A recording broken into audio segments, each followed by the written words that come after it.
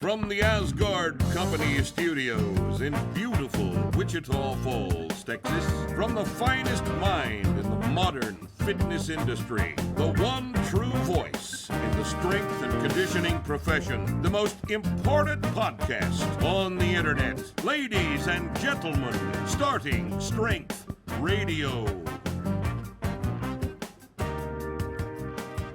Welcome back to Starting Strength Radio. It's Friday, which means that it's not Monday. And it's not Tuesday, Wednesday, or Thursday either. It is Friday. And Starting Strength Radio is a Friday feature, regular part of your week. And we're happy that you're here. We're here this week with our friend Harry Fafutis. He is from Guadalajara in Mexico. And the reason Harry is here is he's just recently completed the Spanish translation, the Spanish language translation of the Blue Book, Starting Strength Basic Barbell Training. Harry, thanks for being with us today. Thanks for having me. Now, we've got translations of lots of the books in other languages. I think Korean, German, Chinese, the two types of written Chinese. Korean, did I already say Korean? Korean, Chinese, German, Polish. Is that all? That's plenty. No, we've got, and Japanese. I can't leave them out. They'll be pissed. We leave out the Japanese. They'll cut you open. Oh, shit. Vicious people. But honorable people. But vicious. Honorable yet vicious. Sometimes the two go hand in hand. We'd use a little more of that in the United States these days. Don't you think? So we're adding to our collection of translations by adding the Spanish translation. Now, the Spanish translation is going to be a little different.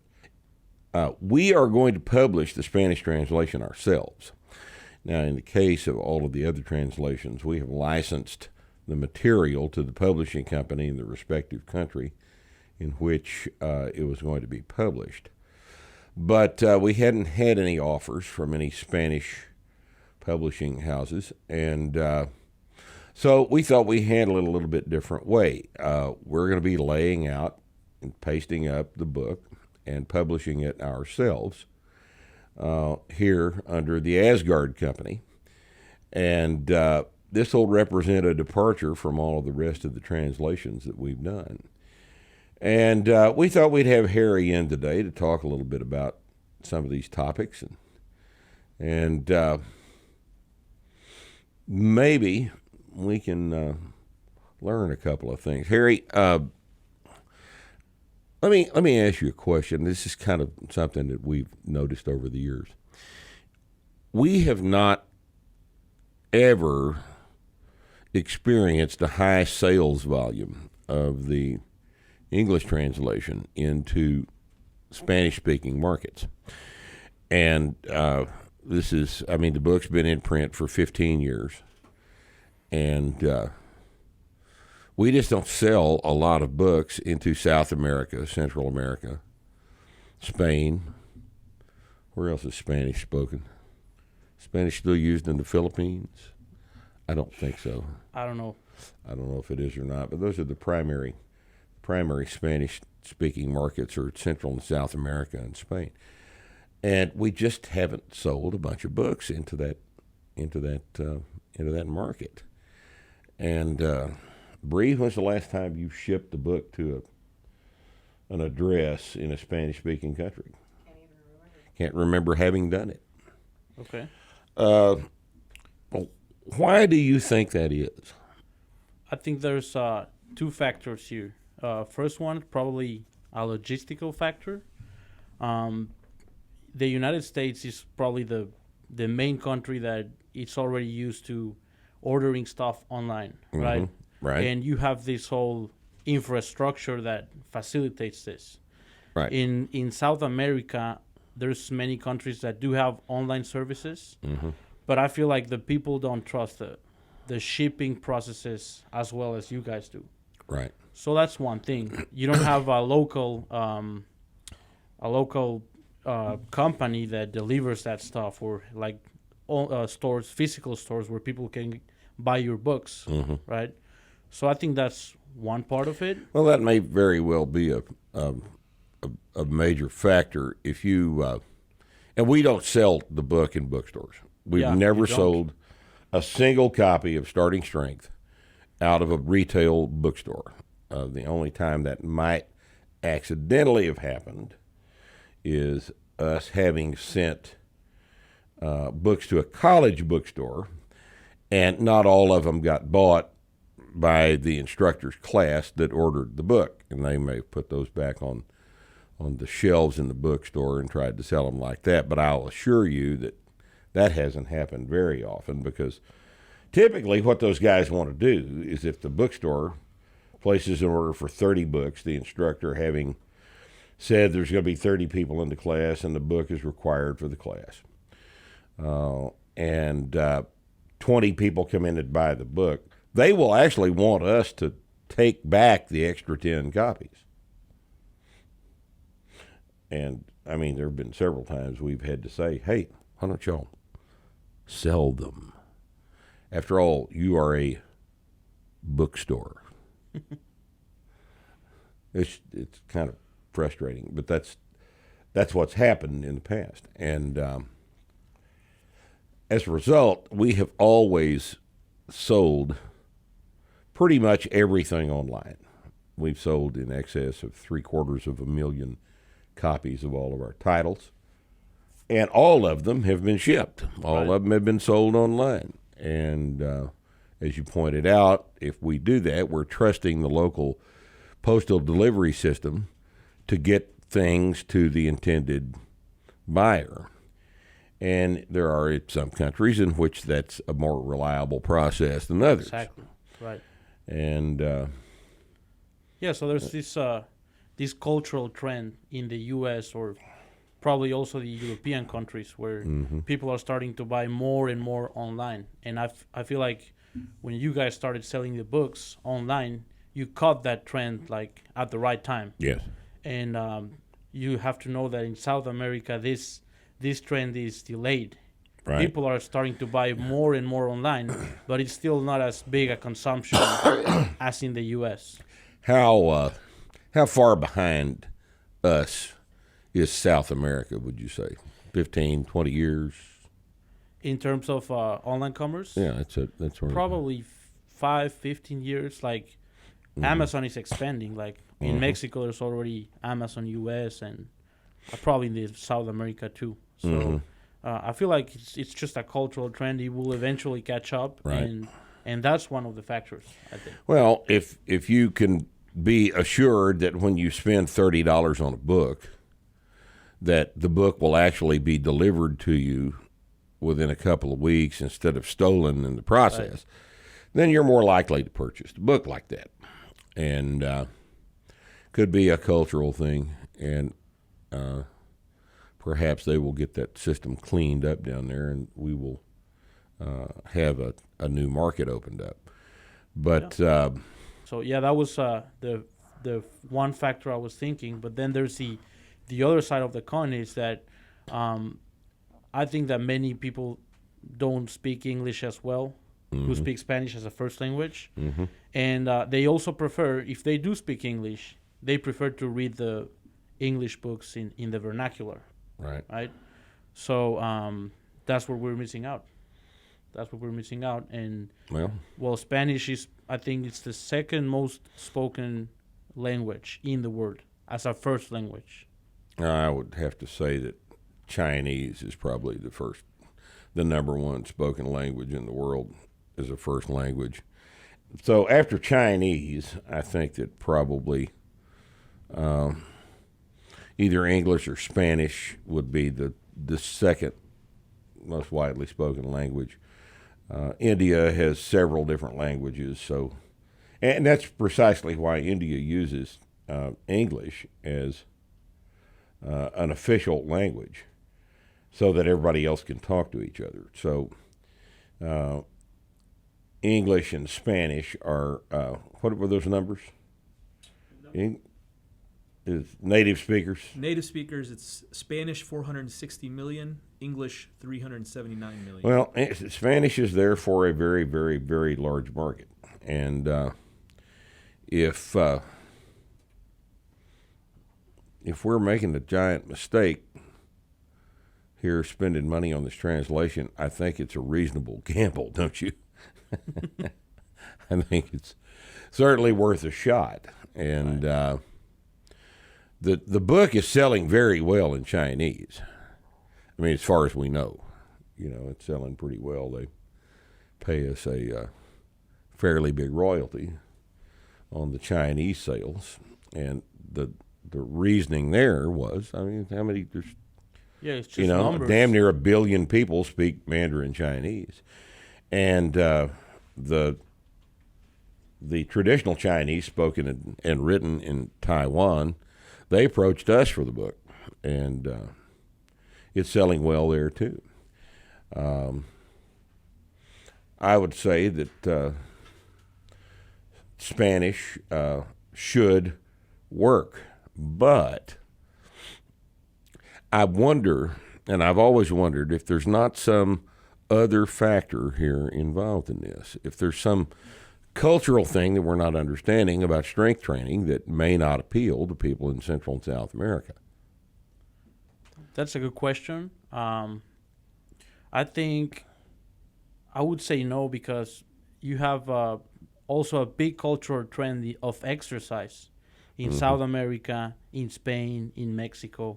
All these places, you can look it up in the internet, and they do have lots of training facilities, lots of gyms, lots of stores of supplements and this other fitness stuff, right? Yeah, so, I think they're trying to participate in that worldwide trend. Yes, it's a big cultural trend, and people like to stay in shape, So I think, like, that's how I started with you. I was going to the gym, and as many other coaches, we just don't know what we're doing, and we slowly start lifting weights, using the correct movements, the barbell exercises, and you slowly come into conclusions that the barbell exercises are the main ones that give you the biggest return on your time. So why do you think we have not had an offer from a major Spanish language publisher? Because this is the process that has happened every time we've done a translation. We get an email interested in whether the translation rights are available. And in general, we take these offers, and we had an inquiry about Italian a while back. I wasn't satisfied with the way the thing was presented to me, so we haven't acted on that. But we get offers all the time. Why would no Spanish language publisher be interested heretofore in this book? Why are we having to do this ourselves? It just makes me wonder if something else is.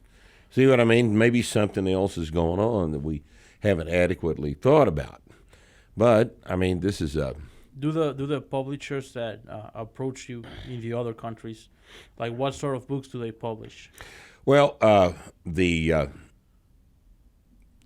Chinese company, for example, is a science and technology publishing company, and which is not what you would expect to get an offer from China. But I think in that particular case, these people looked at the book and viewed it as a textbook, a science-based textbook, and not as,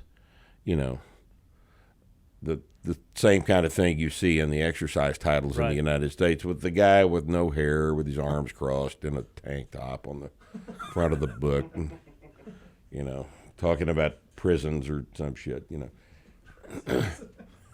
I think they viewed it as a fundamentally different product, and that's why the Science and Technology Publishing Company ended up with that book in China.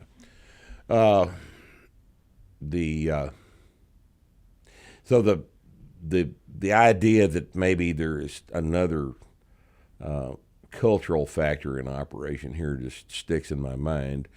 But May as well be. May as well be, but might as well try. Yes. I mean, I don't understand. I mean, there are more native Spanish speakers than English speakers, which really is surprising if you'll think about it. That kind of is surprising. Speakers of Spanish are, how many people in Spain? 60 million people in Spain. Central America, South America, but you have 50 million in Spain. 50 million in Spain. You have to remove Brazil from South America. Yeah. You know, that's a great big piece of the land. I know it's not all completely populated, but that's the majority of the land mass of South America. The rest of it speaks Spanish. Argentina has Argentina, Paraguay, 50 million. Uruguay, Chile. What's another big population? Argentina, Chile, Peru, Colombia, Paraguay, yeah. Mexico. It's a lot of people. So it is a hell of a bunch of people. It really is. Outside of Central and South America, you got Spain, and that's about it. That's I think. about it. Yeah. That's about it, I believe. But 475 million people is a hell of a big potential market for a book, and we'll just have to see what happens. If we publish the book in Spanish and it starts to form a significant sales volume, then we've invested in the translation, we've invested in the print run, the inventory space, and let's just see what happens. You know, I'm looking forward to the thing performing well. So, Harry, when you translated the book, how many times had you read it in English before you attempted to start this? That's a great question. I think we could start with how the idea of the translation started.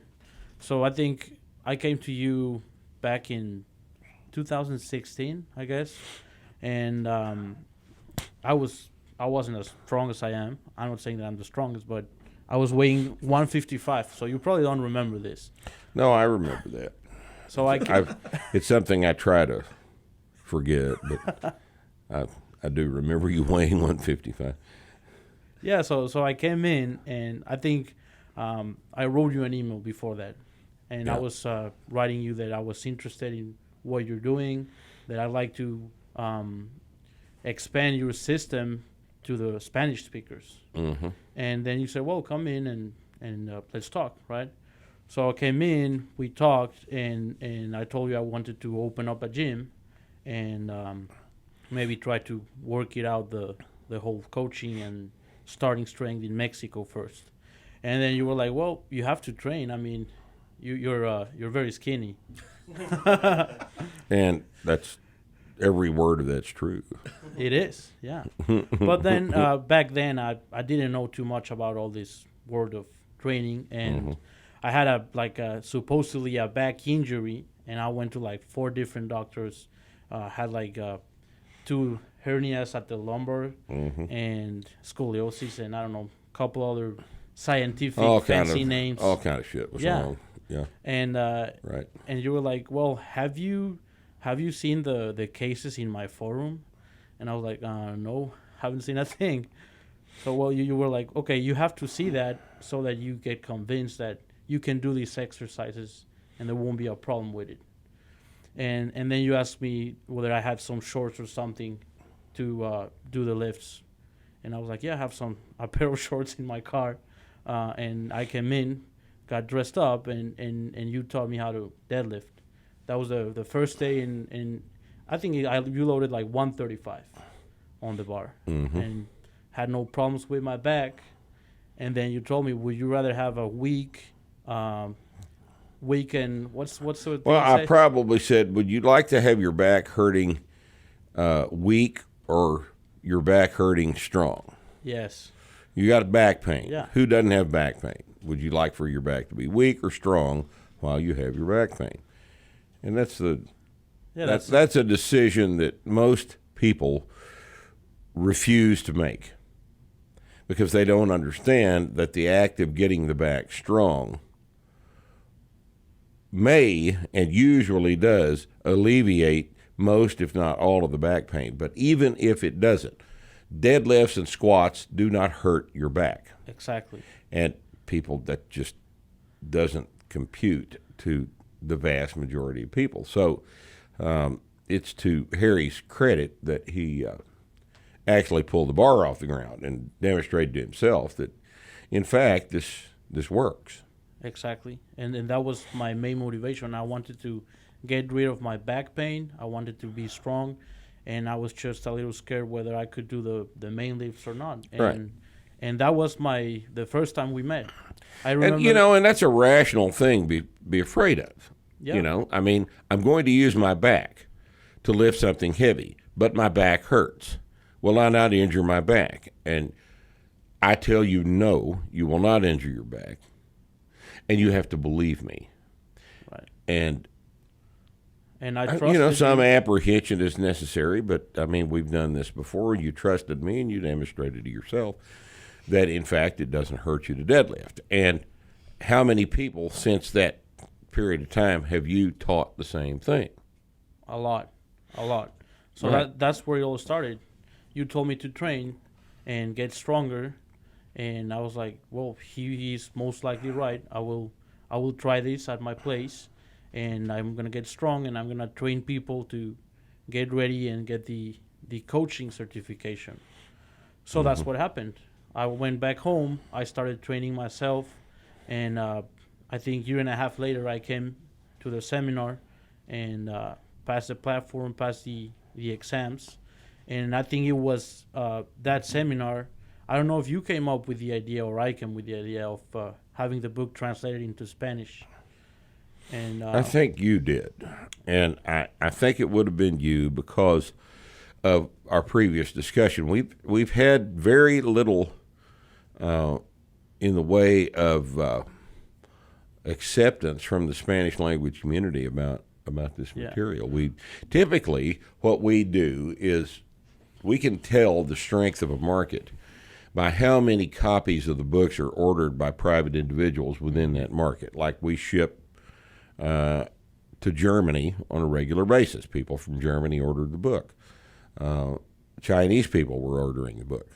And we, as Bree confirmed, we just don't get any orders from the Spanish language countries. And so it was probably you that brought that up, not me. I would bet. And I probably told you this very thing, and you said, well, but I'd like to try it anyway. And I said, well, knock yourself out. And, but you told me, I remember now, you told me get the coaching certification first, and then we'll see. Right. And the reason I told you that is because if we are going to be responsible for the translation, if we're not just licensing the product to another company with a professional translator, I wanted to make sure that you understood the material well enough to be able to produce an accurate translation. And the only way we could be sure of that is for you to understand the material well enough to demonstrate that by passing the certification. And I think probably as a result of us having done that, I think this is probably going to be the most accurate and faithful translation of all of the all of the ones in print right now. I think so because too. Because of the depth of understanding of the translator.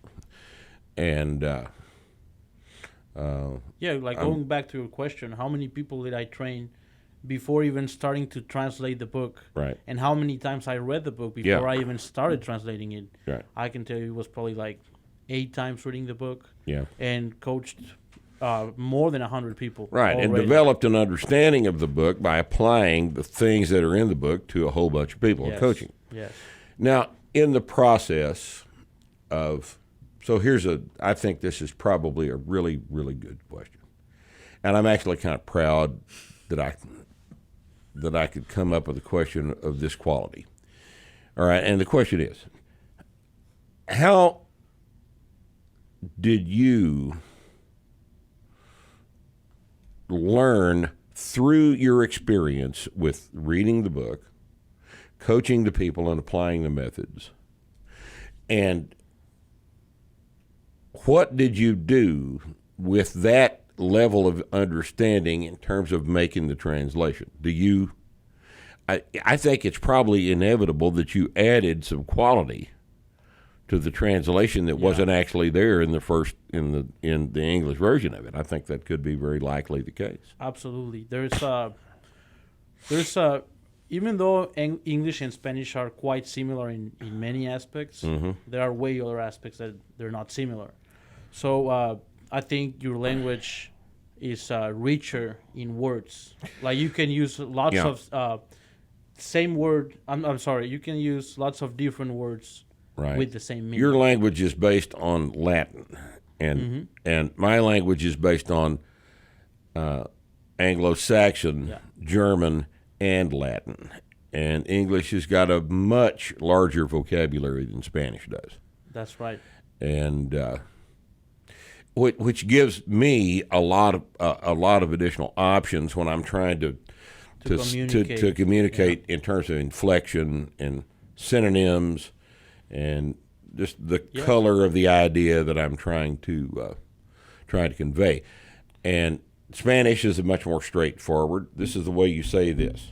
Exactly. And English, I've got 19 ways to say the same thing. So you have a more friendlier language in English in which to communicate your ideas.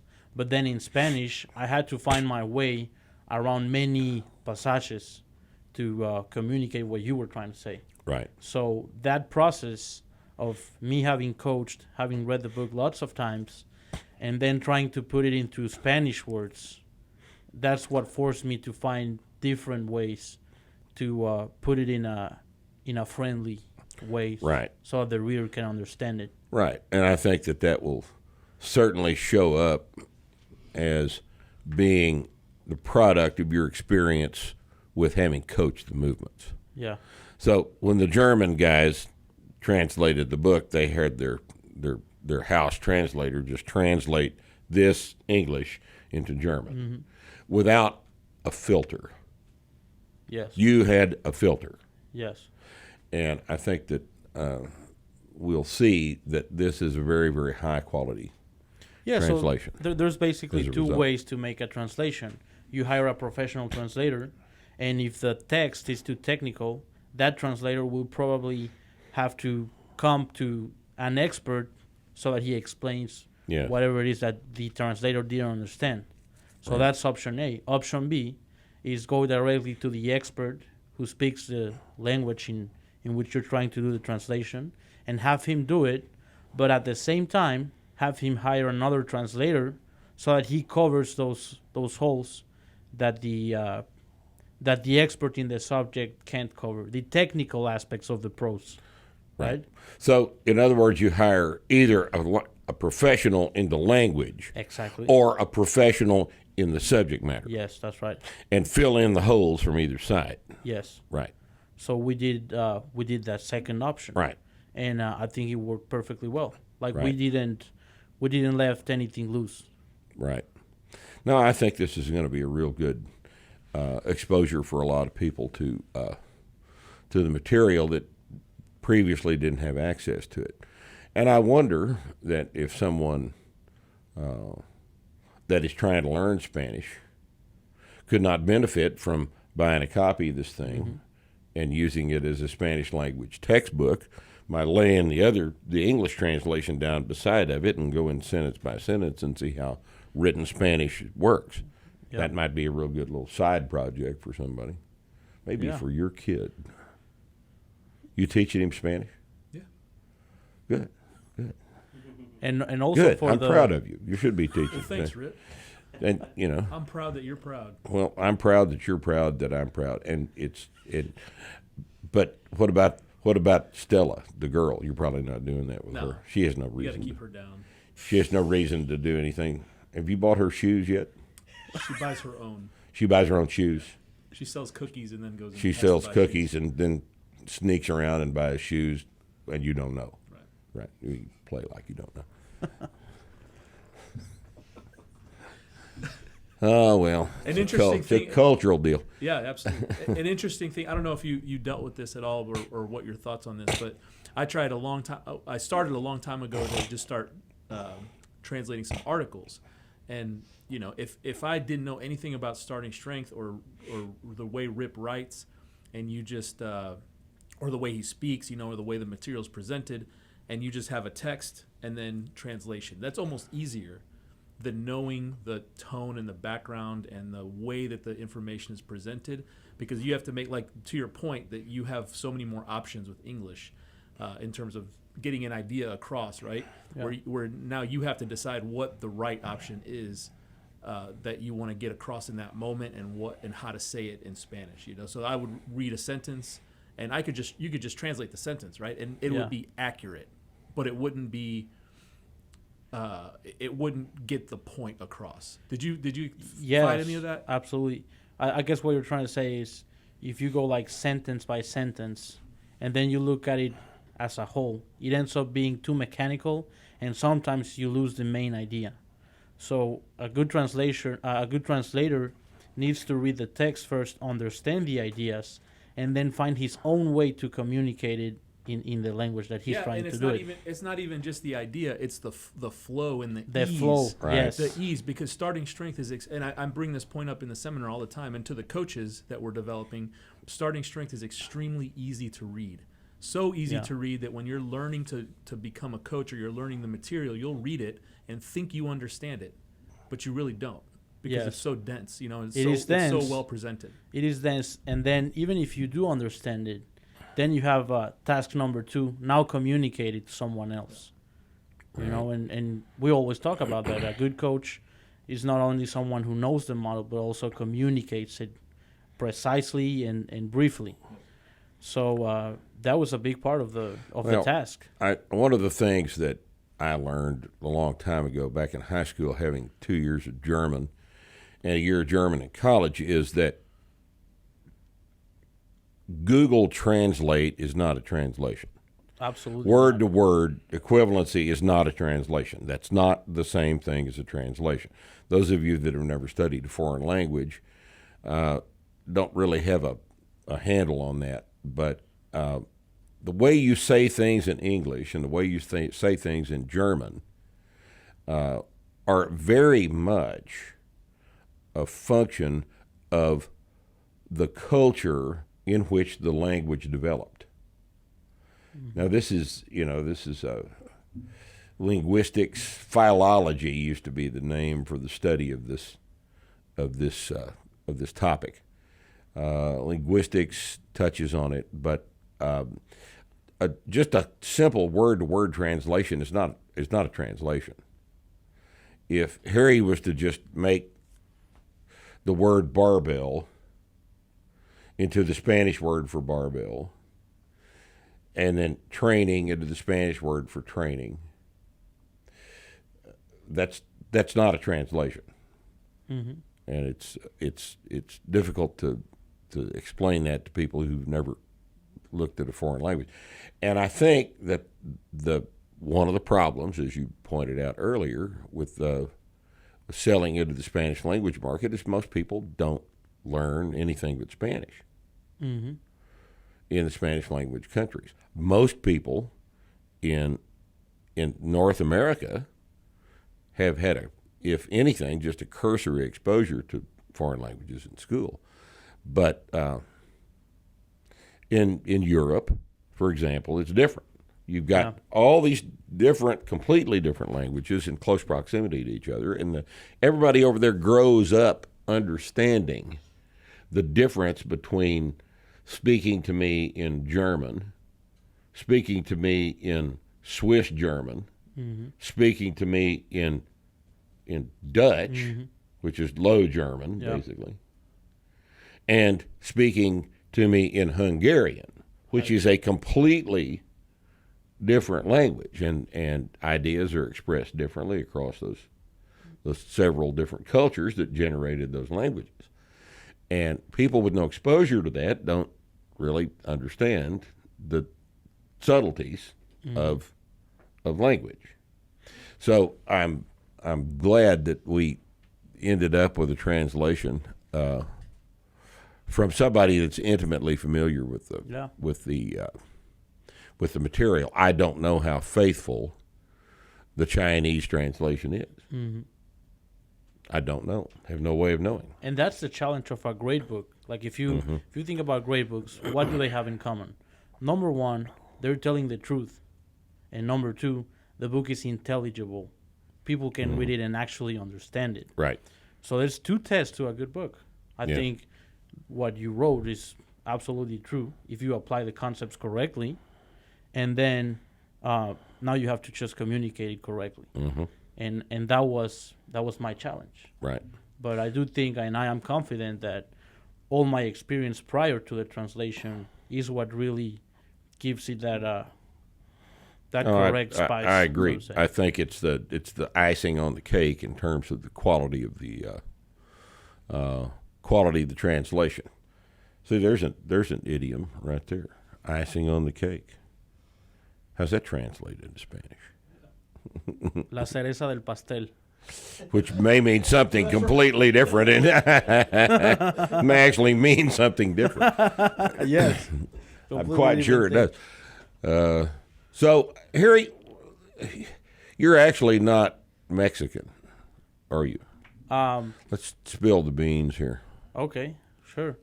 Well, so all the family from my dad, they were all born in Mexico, but they're all Greek in blood. So they're first generation Mexicans from Greece, right? Yeah, second generation actually. Right. But the thing is, before, like my grandparents, my Greek grandparents, they were both born in Mexico, but there was this cultural thing that Greeks only marry Greeks. Right. Lots of cultures are like that. Yeah. But my dad broke that habit, so to say. You know? He's a brave man, wasn't he? Yeah. He's a brave man. He might as well have married a Turk. Huh? Could have. But only there's no Turks in Mexico. That would have been the end of the world, wouldn't it? Yeah. Because only Americans are racist, you see. Yeah, so that was the cultural thing then, but I mean, my dad's 100% Greek, his blood. Right. And then my mom is Mexican, but she's not fully Mexican in blood either. Like you met her, she's blonde. Yeah. She doesn't look Mexican. No. So there's I think there's part of like French part of her, and I don't know what the hell else. Who knows? Who knows? Who knows? Who knows? But nobody in your family looks like what the Mexican people here in North Texas look like. yeah, that's true. Just for those of you from different parts of the world, the Mexican people in this area are probably really Indians. Yes, that's true. They're actually American Indians. Mm-hmm. They're Native Americans. And, you know, the Spanish people interacted with them over the past 400 or 500 years. And Yes. so you've got a whole bunch of people in at least the southern United States and probably northern Mexico that all, you know, appear to be the same bunch of people. Now you've got in our little second home that we have up in Colorado, that part of the country is populated with Spanish-speaking people who look like you. Mm. They're not dark-complected, and those people are descendants of Spanish immigrants from 400 years ago. And they sound different than the Mexican populations around here.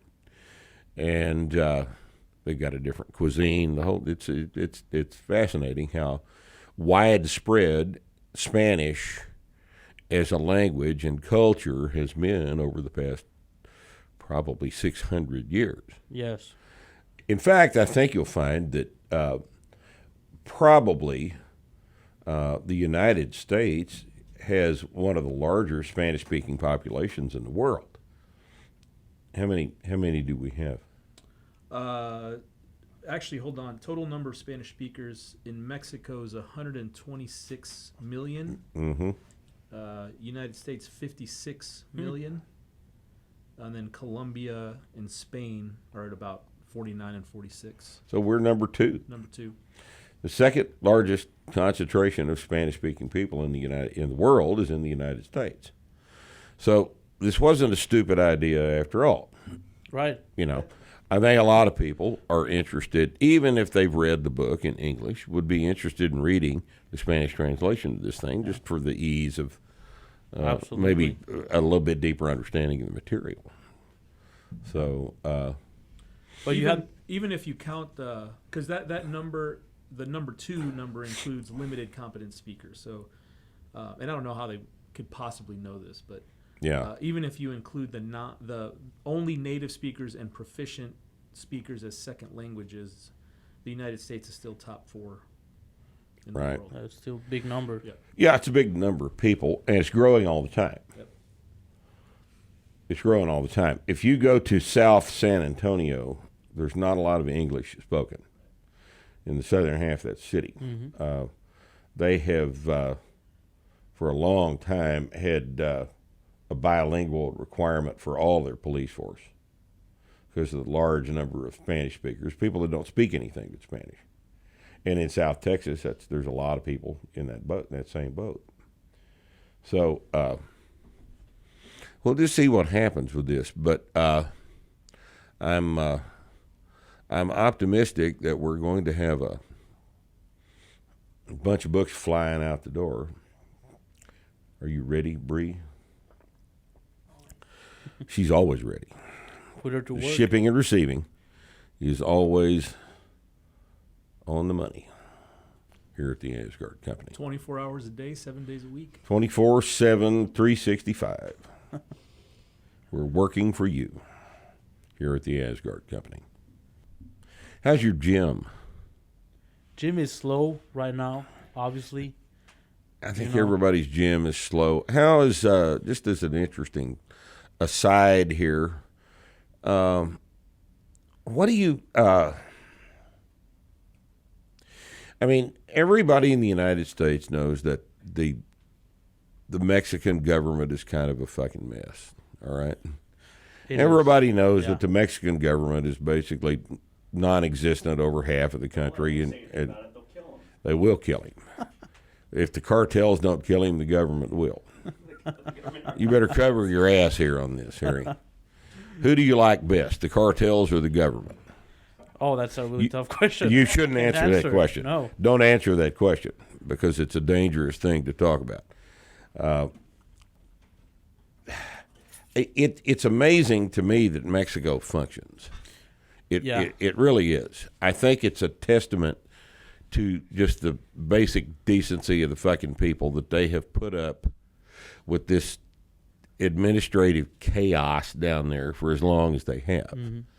I think this must be a really good bunch of people to put up with that bad a bunch of people on the other side of the street from them. This is a very interesting topic because we're basically neighbors. Yes. We have almost the same geographical conditions, you know? And what explains why the U.S. is so much more developed compared to Mexico? Because you guys had a head start on us of about 300 years. Well, I think it's many things, but one of the things, for example, you guys got conquered by the English people. Mm-hmm. We got conquered by the Spaniards. Mm-hmm. And Spaniards back then, and probably still then, right now, they're under the Catholic regime. Yes. And you guys are all Protestants. Right. So I think that got you guys to a big... That's an interesting observation. I never thought about it like that before. Well, the Protestants who came here to the U.S. were basically fleeing from England, and they were looking for better opportunities. They were hard workers. In fact, the original Rippetoe ancestor was a Huguenot, as they called them back then. He was a Protestant fleeing from Catholic France. Yeah. And he came over in the 1690s, and all of the Rippetoes in the United States are traceable back to that one guy. Wow. And all the Rippetoes? All of us. Really? Now, some of us spell our name differently than others, but as best I can tell, last time I'd looked seriously at the genealogy, that there was one original ancestor that came into Virginia back in about 1695. And the specific reason was to get away from these That's an excellent lunatic point. Catholics. Yeah, and the Spaniards that came were hardcore zealots. The Spaniards were just looking for gold Right. and just stealing everything from the Mexican Indians and just go back to Spain. Right. And then there's another interesting difference. The English immigrants or European immigrants who came to the U.S., they basically got rid of the Indians slowly, taking them to the Right, west just moving them out of or the way. to the reservations. Right. But what happened in Mexico? They all started having Pollinating. yes. Yep. So you have They assimilated them Yep. instead of moved them Right. out of the way. they left. I Only think there were them and- probably more of them in Mexico. There were Yeah. probably more native occupiers of the land, and if you cannot beat them because of their greater numbers, you have to figure out a way to get along, and that's how Well, and a that. denser population too, right? right, yeah. In Central and South America, Certainly. the concentration was higher. So Yeah. Yes. what are you going to do? You're not, the guys that landed in America were, I imagine, just because of the land mass, it was much more dispersed. Yes. It was more dispersed, and the climate in Mexico made it a lot easier Right. to feed yourself. Than more things grow in Mexico than grow on the southern plains in the United States. Mm-hmm. And we had a very interesting book come out a few years ago called Empire of the Summer Moon that investigated the actual facts of the Comanche tribes' activities in the central southern plains. And one of the most interesting things that I took away from that book was the fact that you have two different approaches to human life. And the approach of the Comanches to human life was not compatible with ours. Exactly. And we had to do something about it. And It it's was the not same- optional. We had to do something about it. And because you can't coexist in a situation like that. So we won, they lost, and I'm real sorry, but that's just why we're all here right now. And It's the same with all the Indians in the U.S. There's also the book, The Killing of Crazy Horse, about the Sioux. And Yeah. it's the same. right, yeah, They just got rid of them or they just put them in a reservation camp. right. But that didn't happen in Mexico. No, And you guys then- just kind of all became one amorphous Yeah, bunch of people. mixed race. And there's also the fact that, again, the Catholic Church took over Mexico and South America. Mm-hmm. And even to this day, like, there's a lot of power. Like, you just see the architecture or the infrastructure of the cities, and there's these huge Catholic churches. Huge Catholic cathedrals. And there's a lot of And- money in there, and power, and corruption, And where is the Pope from? I think it's Pope is Argentina. I think. Argentina. Yeah. Yes, it's the whole thing is still Catholic. And the Catholics never established a hold like that in the United States. And all these factors contribute to the cultural differences between Mexico and the United States. Which brings us to the point why we have lots of corruption and narcos, right? Right. We have a lot of corruption here. But I think our corruption has done a lot better job of disguising itself than yours has. Our corruption, ours is not overt. ours is not To overt. the average citizen, it's Yeah. not, To it's the not- average citizen can completely ignore it and be perfectly happy because our news media is absolutely complicit in that effort. And instead of letting this get too far off into Alex Jones territory, we have I guess our our culture started off as a more peaceful bunch of people than the Mexican culture. Mm-hmm. The native Mexicans, the Aztecs were famously,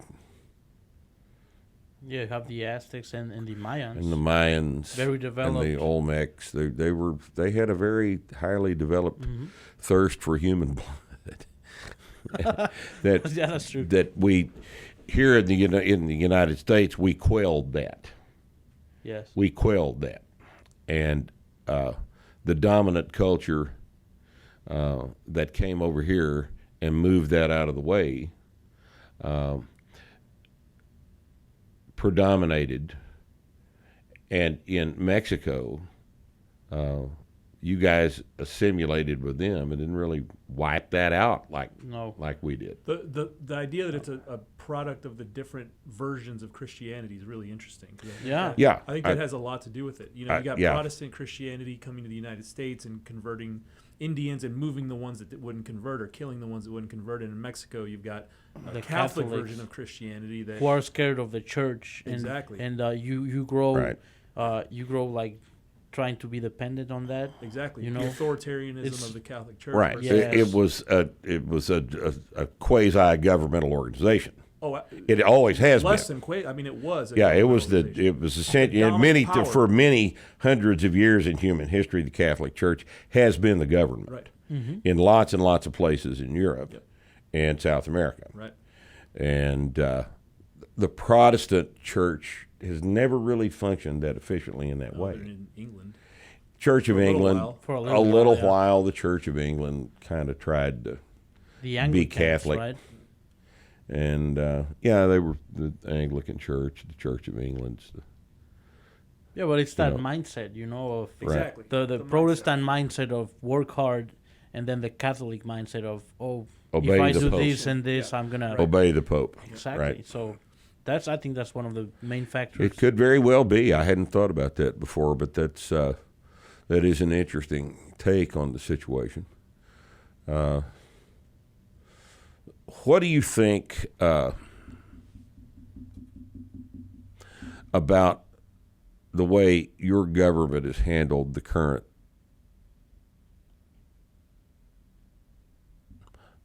crisis? I really hate to use that term because it's not a crisis. It's not a crisis. It's a crisis in the way it's been handled. But the COVID-19 situation is not a public health crisis. It's a government crisis. And every government in the world has happily jumped on this opportunity to increase their power and authority. And what is going on down there? Yeah, what's it like? What's it like down there right now with respect to this? Well, we had to shut down most of the businesses, the non-essentials. Oh yeah, Right. that sounds familiar. It's Yeah. almost like they all use the same playbook. It's almost It's like they still- were it's all pretty on the much the same phone same. call, Only right? they all to- open the same binder. The same binder and looked at the same instructions after they received the same phone call that day back in February. How long was Hey, it? this is how we're going to handle this, guys. All right? No, listen, it'll work. Just trust me, it'll work. You'll like it. Here in another couple of months, you'll see that I was right. All right, but this is the way we're going to handle it. Yeah, it was very similar to what happened here. Only two exceptions. It was more exaggerated, the regulations, wearing the mask and not going out. Which would be commensurate with our previous discussion about the Mexican culture, Yes, right? yes. And then the other aspect is at least most of the U.S. citizens got some sort of incentive, right? Some sort of payment from the government. But most of us, we didn't get that. Like my small business, my gym, it was like very hard and bureaucratic to get some sort of funding from them. Right. So I just had to find my way through that. And Yeah, I didn't do that myself. no, I didn't do it either. I didn't even attempt to do it. I We thought about it early on, but And it later turned out we were right to not do it. It later turned. Anytime the government gives you something, there is a string attached to that thing. Yeah, I agree. And I'd rather not ask either. I don't want to be on the list. Yeah. I don't want to be on the list. Yeah, so what I did is I just lent out equipment to my clients, and they kept on paying the monthly fees, but we did some sort of online coaching for them, and then we were able to keep most of them. A lot of our gyms did that here. So, I mean, we survived, but Right. it's not like we're doing great. Well, nobody's doing great. We were doing great. I don't know about you guys, but up to about the 1st of February, we were in the hottest economic expansion in probably the history of the United States. Things were going beautifully. And, of course, we can't have that because we got to get rid of this man in November. So we had to fuck everything up. We just had to. There's no other option. Things are going too well, so we had to fuck them up. And this COVID-19 thing was a wonderful excuse. If you can make people afraid to get sick, then you can tell them to do things and they'll listen to you and they'll obey you if they're afraid. Yeah. People accept tyranny when they perceive that the tyranny is going to protect them from something. And in this case, this thing turned out to be perhaps a slightly more severe version of the flu than previous versions of the flu, but that's all it was. And I hear you people out there right now. I can hear you screaming. What you're screaming about is the fact that I'm willing to say that, and you're a bunch of fucking pussies. Because really, it's true. You can't believe what these people tell you about this. The data's there. You have access to the data. We published it on our thread about this on the board every single day. The whole thing is over with. The thing was over with at the end of June. And you're still wearing a mask. And your mask is a symbol of your willingness to comply. And that's all it is. It's a symbol of your willingness to comply. And from that standpoint, this thing's worked beautifully. I would imagine it's worked that well in Mexico too, hasn't it? Yeah, there's elections coming up next year, and all the politicians are using their political agenda to work it out. We've got to keep them scared, or they're not going to keep us in office. So Keep they're them lying scared. to you about who's got it and who has at risk and how many people it's killed and all this other shit. There's, I don't know about in Mexico, but there was a poll taken a couple of weeks ago about how many people the average American thinks have died from COVID-19. And the poll results indicated that the average person thinks that 30 million people have died from COVID-19 in the United States. 10% of the population they think has died of COVID-19. And the actual number is a tiny, tiny fraction of that, to the extent that I don't know anyone who knows anyone who has died from COVID-19. And neither do you. Yeah. And it's just an interesting thing to watch unfold. To watch people, not just in the United States, but everywhere, roll over on their back in a display of willingness to do what they're told to be protected. What's happened to us? Could this bunch of people have won World War II? And it's interesting that most of the countries are doing the same thing. They're all doing it, Harry. It's amazing to me. We were talking about this a couple of days ago. We understand the need to do something about Donald Trump. We got to get rid of Donald Trump. And we're willing to do anything to get rid of Donald Trump. But what explains the UK? What explains Mexico? What explains South Africa?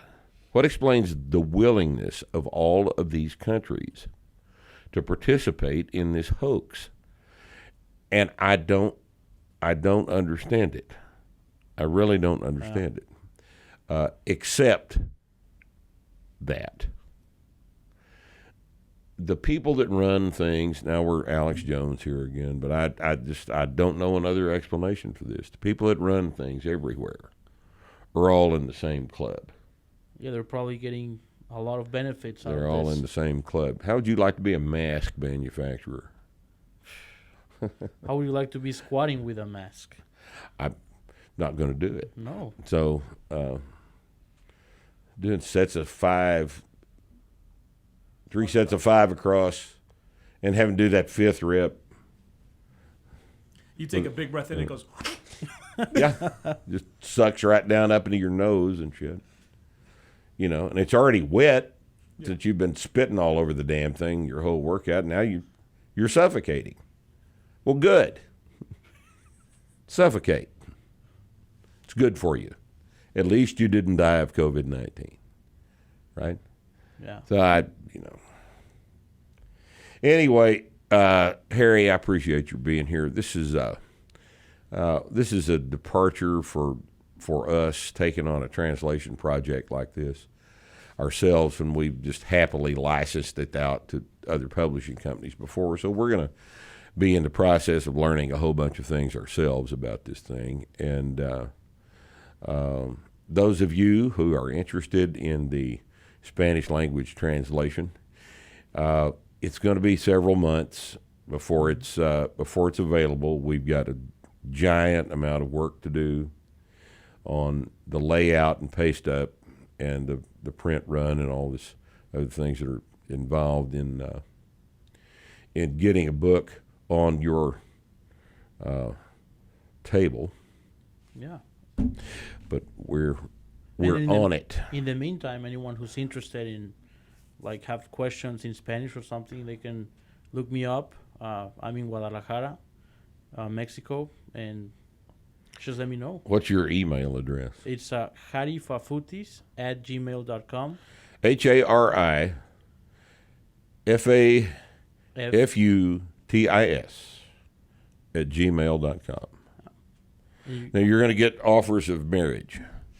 Okay. You're going to get offers of marriage. Just ignore those. Just delete those. There'll be guys ask you about that too, because you know how the internet is. But those of you that are interested in communicating with Harry about this, please get on email with him, and he'll write you right back, unless you're asking him to do inappropriate things with you. Okay. And Harry, thanks a bunch, man. Appreciate your work on this project, and appreciate you coming up to sit with us today on Starting Strength Radio, and we will see you next week.